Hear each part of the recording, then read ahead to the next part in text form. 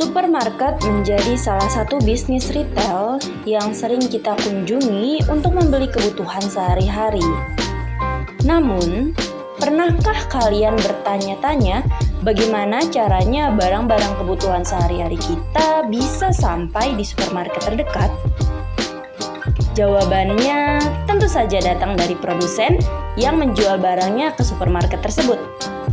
Lalu, bagaimanakah alur sebuah bisnis retail dalam mengadakan barang kebutuhan sehari-hari kita di tokonya?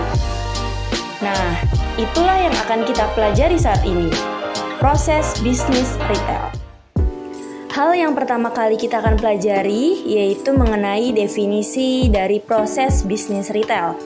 Apa sih proses bisnis retail itu? Proses bisnis retail merupakan serangkaian langkah dan kegiatan yang dilakukan dalam operasional toko atau bisnis retail untuk menjalankan berbagai aspek bisnisnya. Terdapat beberapa langkah dalam proses bisnis retail. Yang pertama, pemesanan produk atau ordering. Yang kedua, penerimaan produk atau receiving. Yang ketiga, penyimpanan produk atau warehousing. Yang keempat, penataan produk atau displaying. Dan yang terakhir, penjualan produk atau selling.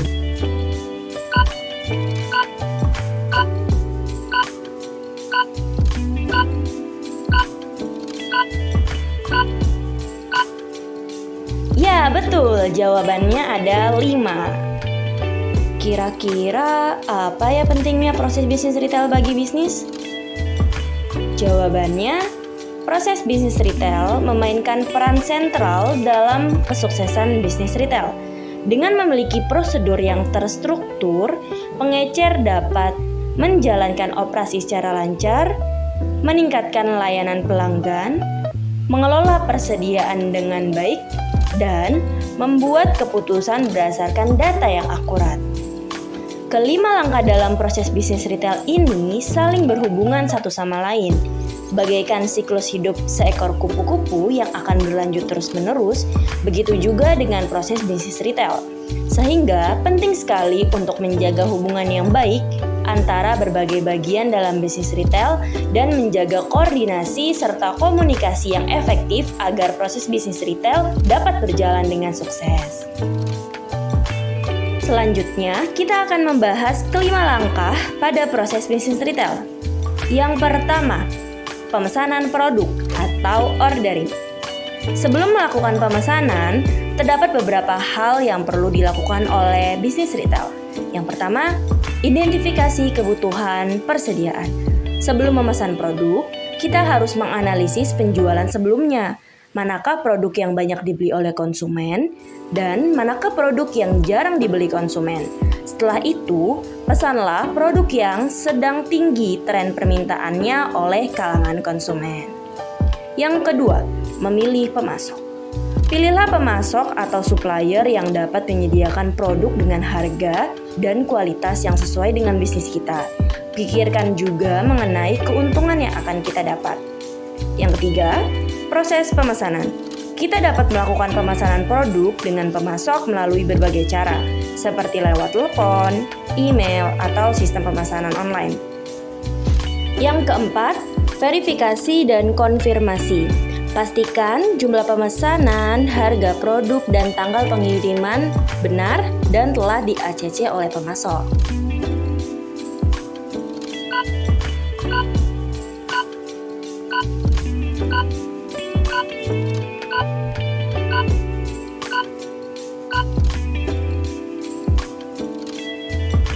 Langkah yang kedua, penerimaan produk atau receiving. Terdapat beberapa langkah yang dapat kita lakukan selama penerimaan produk. Yang pertama, pemeriksaan produk. Memeriksa kualitas dan kuantitas produk yang diterima untuk memastikan bahwa sesuai dengan apa yang kita pesan. Yang kedua, pencatatan penerimaan. Kita harus mencatat segala penerimaan produk dalam sistem inventaris untuk memastikan persediaan tercatat dengan benar. Yang ketiga, penyimpanan produk. Menyimpan produk dengan aman dan rapi agar mudah diakses saat nanti dibutuhkan. Yang keempat, penanganan pada produk rusak. Jika ada produk yang rusak atau cacat, lakukanlah tindakan penggantian atau pengembalian kepada pemasok. Langkah yang ketiga, penyimpanan produk atau warehousing. Proses bisnis warehousing atau dikenal sebagai manajemen penyimpanan atau pergudangan melibatkan sejumlah langkah untuk mengatur, mengelola, dan menjaga persediaan barang dengan efisien dan efektif dalam gudang atau pusat distribusi. Tujuannya adalah untuk memastikan ketersediaan produk, mengurangi kerugian, dan memastikan kelancaran operasi bisnis. Berikut merupakan tahapan-tahapan dalam proses bisnis warehousing. Yang pertama, metode manajemen persediaan. Metode manajemen persediaan merupakan sebuah metode untuk menyimpan persediaan barang. Dalam praktiknya, terdapat 3 jenis metode manajemen persediaan. Yang pertama yaitu FIFO atau first in, first out, yang berarti barang yang pertama kali dibeli atau masuk ke dalam gudang akan dijual pertama kali juga. Nah, biasanya jenis-jenis produk yang menggunakan metode FIFO ini yaitu obat-obatan karena memiliki kadaluarsa. Kemudian juga makanan, minuman, sayur dan buah-buahan atau barang-barang yang fresh. Kemudian ada metode LIFO atau last in first out. Jadi, barang yang terakhir kali masuk ke dalam gudang akan dikeluarkan pertama atau dijual duluan. Biasanya jenis produk yang menggunakan metode LIFO ini yaitu bensin, kemudian juga emas, dan wine atau anggur.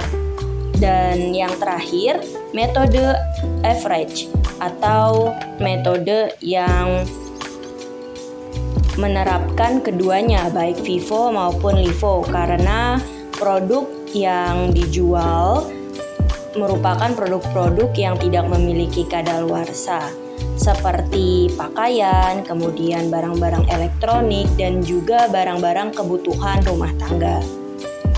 Yang kedua, menentukan stok minimal dan maksimal. Dalam bisnis retail, kita harus menentukan stok minimal dan maksimal dalam gudang penyimpanan karena tidak boleh ada barang yang kosong di rak penyimpanan. Maka dari itu, kita harus menentukan tingkat persediaan minimal dan juga maksimal untuk menghindari kekurangan stok atau overstocking. Yang ketiga, pengendalian persediaan. Nah, selanjutnya ini kita harus menerapkan tindakan pengendalian persediaan. Gunanya untuk menghindari kehilangan atau pencurian produk yang bisa saja terjadi di dalam gudang. Jadi, produk apa saja yang cocok menggunakan metode persediaan LIFO?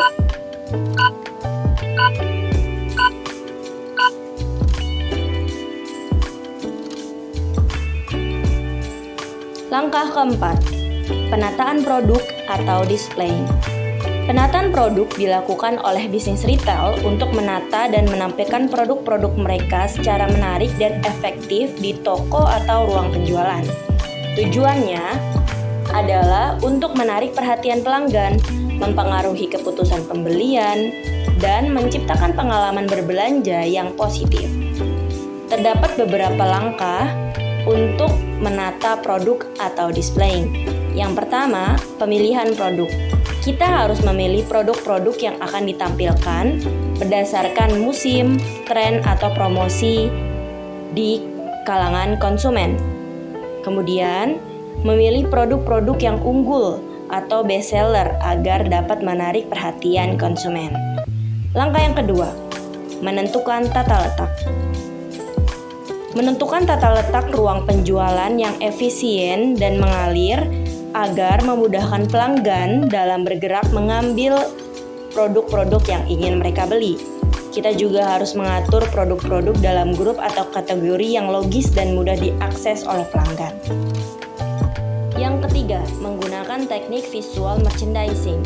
Dengan menggunakan teknik seperti pyramiding, layering, dan focal points untuk menciptakan tampilan yang menarik.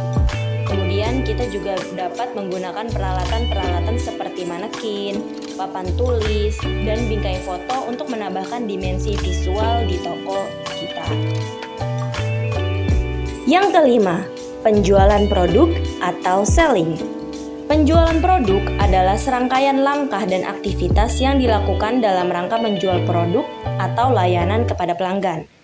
Proses ini melibatkan interaksi antara penjual dan pembeli dengan tujuan utama untuk menghasilkan transaksi penjualan yang sukses. Berikut adalah tahapan dalam proses business selling. Yang pertama, melayani pelanggan. Kita harus memberikan pelayanan yang ramah dan profesional kepada pelanggan dan menjawab seluruh pertanyaan mereka tentang produk atau layanan dengan baik.